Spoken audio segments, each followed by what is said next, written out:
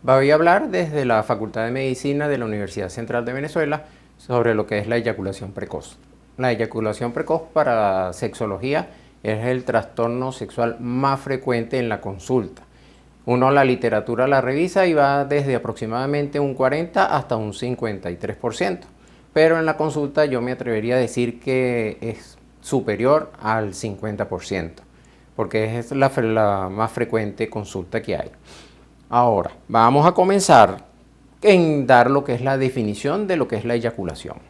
La eyaculación está definida como la expulsión de un fluido biológico, el semen en el hombre o una secreción de las glándulas de Skene en la mujer, que se ha comprobado que durante el orgasmo hay una secreción que no tiene nada que ver con la orina, cerca o en el momento del orgasmo, durante las relaciones sexuales, la masturbación y o el sueño húmedo, gracias a las contracciones de la musculatura pélvica y el peristaltismo uretral que se suceden normalmente durante el orgasmo. Ahora bien, ¿cuáles son los órganos que están involucrados en la eyaculación?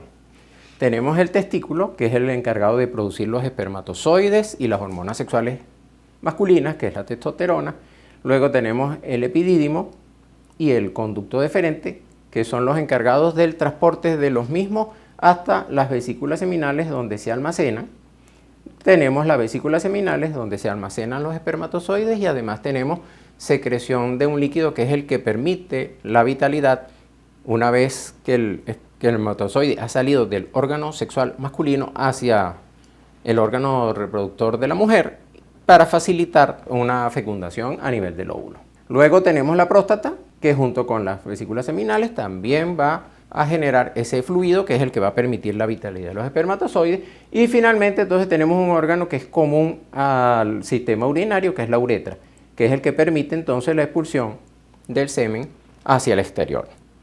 Ahora, la eyaculación tiene dos fases. Esto es importante porque esto es lo que va a permitir, desde el punto de vista terapéutico, entrenar al hombre para que tenga un control eyaculatorio. ¿Cuáles son estas fases? Tenemos lo que es la fase de la emisión, que la tenemos aquí, que no es más que el transporte desde el epidídimo, como habíamos visto, en los conductos deferentes, hasta la uretra prostática. En la uretra prostática se va a producir lo que se conoce como una cámara de alta presión. Esa cámara de alta presión está dada por un esfínter interno que está más a nivel del cuello de la vejiga, para evitar que en el momento de la eyaculación los espermatozoides o el líquido seminal caiga a nivel de vejiga. Y tenemos un esfínter externo que está a nivel del merum montanum, a nivel de la próstata, que ese esfínter es entonces, entre esos dos esfínteres que están cerrados, se produce una cámara de alta presión. Y finalmente de esa cámara de alta presión es lo que produce la expulsión, que consiste entonces en que se libera la presión que existe en el esfínter externo y se produce la salida del semen hacia el exterior. Ok, ahora, el sistema nervioso central es el encargado de controlar todo el proceso de la eyaculación. Entonces tenemos dos tipos de sistema. El sistema nervioso dorsolumbar, que viene dado por el sistema simpático, que está a nivel de D12, que aquí está marcado T12, y L2, que sería esta línea roja que está aquí. Entonces, esto es el encargado de facilitar el transporte de los espermatozoides hasta la uretra prostática. Luego tenemos que en la cámara de alta presión hay un sistema simpático que es este mismo, que es el encargado entonces de mantener el cierre de los dos esfínteres. Luego viene el sistema nervioso parasimpático, que es el que facilita la apertura del esfínter externo para que entonces la eyaculación salga.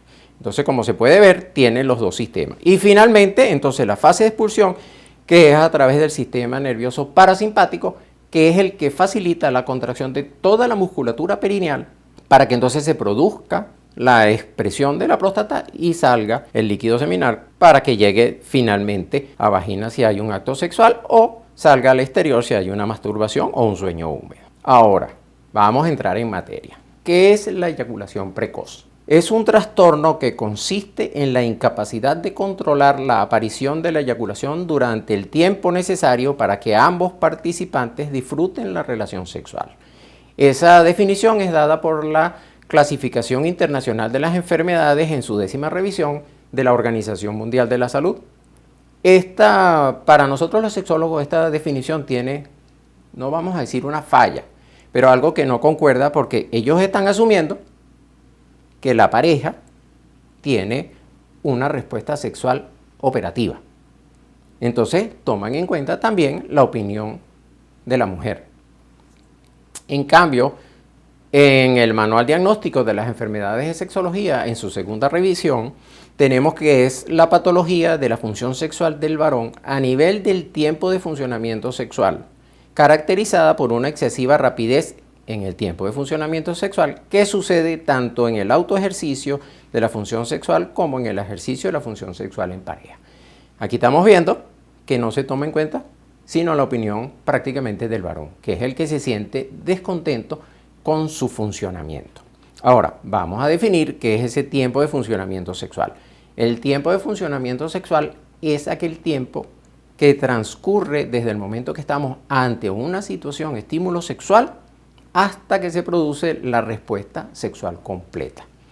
La respuesta sexual completa incluye todo lo que es la excitación, la meseta, el orgasmo y la fase de resolución, que es una fase donde se produce después del orgasmo una especie de relajación y el cuerpo vuelve a su estado basal antes del estado de excitación. Ahora, ¿cuál es la causa o cuáles son las causas que tenemos para decir que hay una eyaculación precoz? Se han hecho algunos estudios y se ha comprobado que en familias donde han habido varones que han tenido eyaculaciones precoces, aparentemente toda la descendencia masculina pues va a tener una eyaculación precoz también. Luego tenemos el origen orgánico. El origen orgánico se presenta cuando hay irritaciones a nivel del tracto urinario o del tracto genital. Entonces sería a nivel de próstata o uretra. Entonces cuando hay prostatitis, uretritis, todo esto produce una irritación que conlleva entonces a que se acelere toda la conducción nerviosa y se produzca entonces una eyaculación rápida. Normalmente conseguimos el origen orgánico en lo que vamos a ver más adelante, que son las eyaculaciones precoces secundarias. Luego tenemos el origen psicológico. El origen psicológico comienza exactamente en el momento de la primera actividad sexual. ¿Por qué? Porque muchas veces la primera actividad sexual se produce en situaciones de altos niveles de ansiedad. Normalmente en los adolescentes que tienen la tendencia a tener relaciones sexuales en su propia casa o en la casa de la novia, aprovechando que la familia no está o está muy distraída y entonces apresuran esta actividad sexual con el miedo a no ser descubiertos, y entonces esto va predisponiendo a que el joven comience entonces a ir creando un patrón de eyaculación rápida. Otra de las cosas de origen psicológico también es por lo menos en el momento del autoejercicio, que es lo que nosotros denominamos la masturbación. ¿Por qué? Porque muchas veces los muchachos lo hacen en el cuarto duermen con otros hermanos y entonces comienzan a hacerlo apresurado para que los otros hermanos no se despierten, no se den cuenta de que algo está pasando, y entonces terminan creando también este patrón de eyaculación rápida. Entonces en el momento que están en una actividad sexual donde están calmados, donde están tranquilos, donde están relajados, ya su cuerpo se ha venido acostumbrando a este funcionamiento rápido de lo que es el ejercicio de la función sexual, y entonces terminan eyaculando tan rápido y no le permite un buen control sobre su tiempo de funcionamiento. Y lógicamente el origen neurológico, que como ya vimos que tiene todo ese componente, entonces es importante que cuando hay alguna neuropatía o algún proceso neurológico patológico, pues comience también a predisponer a esta actividad, o cuando hay una alteración de los neurotransmisores. El principal neurotransmisor que sirve para el funcionamiento eyaculatorio es la serotonina. Es el principal. Hay otros, pero este es el principal. Entonces, cuando hay un déficit o los receptores no están funcionando adecuadamente, entonces llega y se produce la eyaculación rápida. Entonces, este desbalance es el que produce eso. Ahora, vamos a clasificarla desde dos puntos de vista. según la aparición y según la gravedad. Desde el punto de vista de aparición, la podemos clasificar en primaria y secundaria. La primaria es aquella que se produce desde el mismo momento en que se inicia la actividad sexual. Y la secundaria es aquella que después de un periodo de funcionamiento operativo, la persona comienza a notar que su eyaculación se ha ido acelerando y ha perdido el control sobre la misma. Luego, desde el punto de vista de su gravedad, la tenemos en leve, moderada y grave. La leve es aquella donde el caballero penetra en vagina, tiene pocos movimientos coitales y se produce la eyaculación. Luego tenemos la moderada, donde el caballero, una vez que intenta la penetración, comienza a eyacular, sin haber llegado a la penetración completa. Y en la grave tenemos entonces que es aquella eyaculación donde el hombre prácticamente ni siquiera se ha acercado a los genitales de la mujer y ya está eyaculando. Incluso puede ser durante la fase precoital, que es aquella fase donde hay caricia, besos, juegos sexuales. Entonces hay un nivel de excitación tan alto que el hombre termina eyaculando sin ni siquiera estar cerca de lo que es el coito. Y a veces incluso en épocas donde está en un baile, donde aún está con la ropa puesta, el nivel de excitación es tan alto que pudiera ser que se produzca la eyaculación. Esto es lo más grave. Ahora, vamos a ver cuál es la clínica que presentan los eyaculadores precoces. Lo primero es la queja del paciente. Es un paciente que acude a la consulta diciendo que eyacula rápido, que él no puede controlar su eyaculación. Entonces esto comienza a generarle lo que se llama la ansiedad anticipatoria. Esta ansiedad anticipatoria, ¿qué quiere decir? Que una vez que ya él está pensando en una actividad sexual, ya comienza a pensar que no va a poder funcionar, que no va a poder controlar la eyaculación y entonces comienza a generar un temor a la relación sexual mucho antes de estar en el acto sexual. Entonces, para controlar estos niveles de ansiedad y para tratar de controlar el tiempo de eyaculación, ¿qué es lo que hace? Comienza a utilizar maniobras dilatorias. Una de esas maniobras pudiera ser que hay una masturbación previa a la actividad sexual, cosa que cuando venga la segunda actividad sexual, vamos a llamarlo de esa manera, ¿verdad? Ya hay un retraso en la eyaculación, porque una vez que se produce una primera eyaculación, sea rápida o sea controlada, el estímulo se va agotando para sucesivos actos sexuales en la misma oportunidad. Entonces, se masturban la primera vez, sería el primera actividad sexual, y cuando va para la segunda ya va más controlado. Entonces, utilizan esto. La otra maniobra dilatoria es entonces, estando en pleno acto sexual, se distraen, comienzan a pensar en otras cosas, o le dicen a la pareja que no se mueva cuando la pareja tiene los movimientos coitales, para tratar de que de alguna manera disminuya la estimulación, sobre todo lo que es el glande y el pene en sí, para que entonces pueda disminuir esa velocidad de conducción y no se produzca la eyaculación rápida. Al final, todas estas maniobras dilatorias van a terminar fallando y se va a presentar el problema igualito. Luego tenemos los conflictos con la pareja. Los conflictos con la pareja se presentan exactamente porque la actividad sexual se torna una actividad demasiado rápida. Como les dije, un precoito demasiado corto, donde prácticamente el hombre casi ni acaricia ni besa, inmediatamente hay una penetración, pero inmediatamente está eyaculando. Debemos entender que la respuesta sexual de la mujer es mucho más lenta. Como la respuesta sexual de la mujer es mucho más lenta, ella necesita de mucho más tiempo de estimulación, necesita de mucho más tiempo de ese precoito, de ese juego, para lograr altos niveles de excitación y ella pueda tener entonces un orgasmo satisfactorio. Pero los eyaculadores precoces no se pueden dar este lujo de un precoito tan largo, porque si lo hacen así, van entonces a caer en lo que ya habíamos clasificado como grave. Entonces, apenas acariciando a la pareja durante mucho tiempo, pues van a terminar eyaculando. Y lógicamente al final, después de todo esto, ¿qué tenemos? Un rechazo de la actividad sexual. Entonces el hombre, viendo que ya no puede controlar la eyaculación, tiene problemas con la pareja o incluso con parejas fuera de la habitual, entonces ya comienza a evitar la actividad sexual. ¿Cómo realizamos el diagnóstico de eyaculación precoz?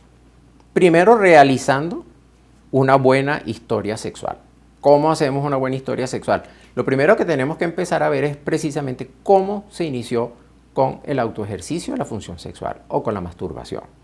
En qué condiciones lo hacía, si era un cuarto solo o si disponía de tiempo, lo hacía con calma o eran en situaciones de mucho apremio y de mucho apuro. Después de haber estudiado lo que es el autoejercicio, entonces pasamos a lo que es la actividad sexual en pareja. Lo primero que tenemos que preguntar es por su primera actividad sexual. ¿Cómo la inició? ¿Con quién la inició? ¿Y en qué lugar? Porque si es en un lugar ansiogénico o por lo menos lo que hace actualmente no se nota tanto, pero hace muchísimos años atrás, los varones apenas cumplían los 15, 16 años, los papás llevaban a los jóvenes a los prostíbulos para que se iniciaran con una prostituta. Lógicamente, un muchacho que va por primera vez a una actividad sexual va con altos niveles de ansiedad. Estas mujeres aceleran el proceso de actividad sexual porque ellas no van a disfrutar de una actividad sexual, sino es una actividad comercial. Entonces comienzan a acelerar al caballero para que eyacule. Entonces, los que inician su vida con prostitutas o tienen actividades sexuales con prostitutas tienden a ir creando este patrón de eyaculación rápida. Pero a veces como no se inician sino con las amiguitas, las vecinas, las compañeras de trabajo, incluso en algunas ocasiones las personas que tienen en su casa una doméstica, es la doméstica la que entrena o la que inicia al muchacho. Entonces, lógicamente, estando dentro de la casa y estando los padres dentro de la casa que pudieran en cualquier momento despertarse y descubrir que están teniendo actividad sexual, esto puede generar entonces alto nivel de ansiedad y hace que todo este proceso se vaya repitiendo. Y lógicamente, una vez que tenemos esa primera actividad sexual, entonces, ¿cómo ha sido su desempeño a lo largo de toda esa vida sexual hasta el momento de la consulta? Si ha habido algún momento en que ha utilizado alguna sustancia, algún medicamento, si nota que su enfermedad se ha ido agravando, porque puede ser que en un inicio empezara a eyacular a los pocos movimientos, pero pudiera ser que con el tiempo ya está eyaculando apenas toca la vagina o incluso mucho antes de la penetración. También tenemos lo que se llama el índice de latencia intravaginal, que en la literatura más o menos lo que uno revisa pues está en menos de 3 o 6 minutos. En diferentes países tienen diferentes medidas de tiempo. Se llega incluso hasta 9 minutos. Entonces, si está por debajo de eso, pues nosotros ya sabemos que es un eyaculador precoz. Ahora, vamos a la parte del tratamiento.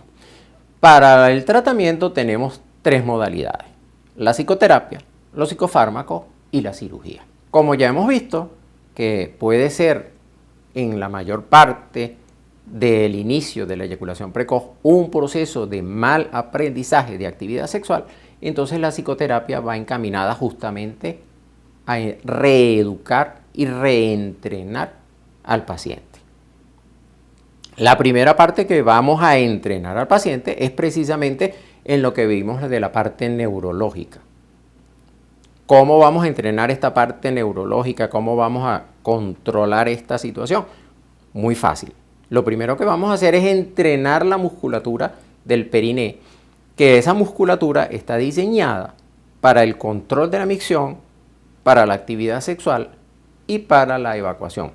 Solo que desde que uno nace, el entrenamiento es para control de los esfínteres para la micción y para la evacuación. Pero no se le dice nada ni se le entrena para la actividad sexual. Entonces, ¿qué vamos a hacer? Se van a hacer unos ejercicios donde vamos a ir contrayendo la musculatura perineal y vamos a ir agarrando tono. ¿Por qué necesitamos que la musculatura perineal tenga tono? Porque una vez que uno siente lo que llamamos la fase de emisión, que son aquellas primeras sensaciones de que viene el semen caminando por las vías de expulsión, entonces tenemos en ese momento que hacer una contractura de las musculaturas perineales y esa contractura sostenida es la que va a hacer que esas ganas o esas primeras sensaciones vayan desapareciendo y vayan disminuyendo. Por eso es que necesitamos entrenarlo. Entonces el entrenamiento es primero con el chorro de la orina. Cada vez que se va a orinar, separa el chorro de la orina durante unos 10 segundos, se suelta, se para 10 segundos más y así hasta que se haya vaciado la vejiga. Una vez que ya se reconoce cuál es el ejercicio, cuáles son los músculos que funcionan, entonces uno sin necesidad de estar orinando puede ser sentado, acostado, en el carro, parado en una cola. Entonces uno comienza a contraer la musculatura y eso va a ir agarrando tono.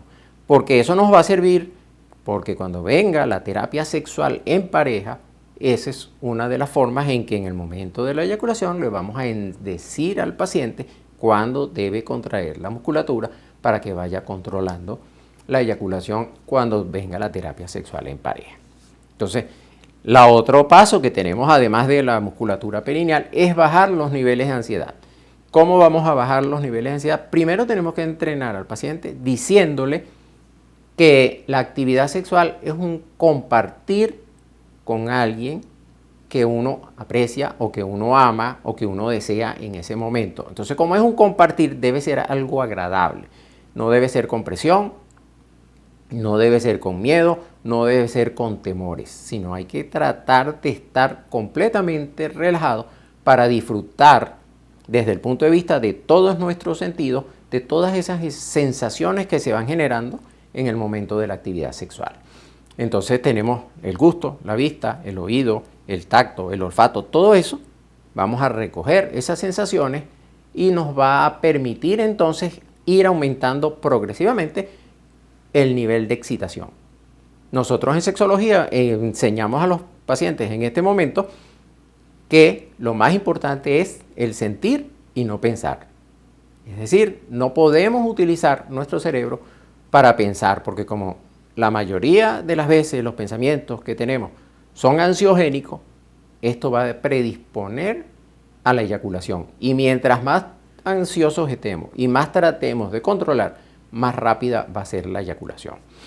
Y finalmente, después que tenemos al paciente ya con los músculos entrenados y ya con los bajos niveles de ansiedad, entonces vamos a hacer una terapia sexual en pareja, donde entonces vamos a llevar a la pareja y le vamos a ir indicando progresivamente en cada sesión qué es lo que se va a ir haciendo poco a poco para que vaya bajando los niveles de ansiedad hasta que llegue finalmente al coito libre, al coito completo.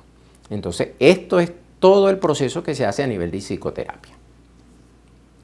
Ahora, también, sobre todo en los casos de gravedad, tenemos que utilizar los psicofármacos. ¿Por qué los psicofármacos? Porque los psicofármacos, sobre todo los antidepresivos, que son los inhibidores selectivos de la recaptación de serotonina, son los que nos van a permitir aumentar el nivel de serotonina a nivel de la sinapsis, todo en la parte genital, para el control eyaculatorio. En ninguna parte del mundo están aprobados como tratamiento exclusivo para la eyaculación precoz. Solamente se utilizan porque tienen como efecto secundario el retardo eyaculatorio. Entonces, utilizamos los psicofármacos, principalmente esto. Dentro de los inhibidores selectivos de la recaptación de serotonina, hay uno que sí ya está aprobado en Europa, que es la dapoxetina, que da muy buenos resultados, aparentemente para entonces el control eyaculatorio. Los psicofármacos deberían tomarse aproximadamente hasta unas 4, 5, 6 semanas para que el efecto perdure. Si utilizan otros psicofármacos, como se están utilizando opioides, sobre todo el tramadol, pero yo no estaría muy de acuerdo en utilizar el tramadol porque si no tiene un efecto a corto plazo sobre el control eyaculatorio, lo más que podemos ir generando entonces es una dependencia a los opioides. Entonces es preferible los inhibidores selectivos de la recaptación de serotonina. Hay otros que se han utilizado como son el uso de anestésicos tópicos, entonces cremas a base de lidocaína que se ponen a nivel del glande para que disminuya la sensibilidad. Pero para poder utilizar los anestésicos debemos utilizar un preservativo, porque si no utilizamos un preservativo y hay una introducción del pene con estas cremas va entonces a producir a nivel de la vagina también un adormecimiento, entonces la mujer no va a sentir nada. Entonces va a perder en la mujer el placer sexual en el momento del orgasmo porque también se produce una anestesia. Entonces hay que utilizarlo. Lógicamente hay algunos condones de estos que llaman retardantes que vienen lubricados por dentro con anestésico. Entonces al ponerlo, y son de un látex mucho más grueso que evita entonces justamente ese contacto tan directo con la vagina y entonces aumente ese nivel de excitación tan rápido y aumente esa velocidad de conducción. También se han utilizado los inhibidores de la fosfodiesterasa, como el sildenafil, el vardenafil, el tadalafil, pero estos básicamente están indicados para lo que es la disfunción eréctil. No tienen prácticamente ningún efecto sobre lo que es la eyaculación. Entonces, por lo tanto, hay controversias en esto. Y finalmente hay algo que estuvo de moda hace mucho tiempo y ya se ha dejado de usar, que es la cirugía. ¿Por qué? Porque la cirugía, entonces lo que se hace es que a nivel de glande, a nivel de todo lo que es la parte superior del pene, entonces se van cortando unos ribetes nerviosos para tratar de disminuir la sensibilidad. Pero con el tiempo esto pudiera generar una anestesia completa y entonces se pierde la sensibilidad y entonces no se está disfrutando de la actividad sexual.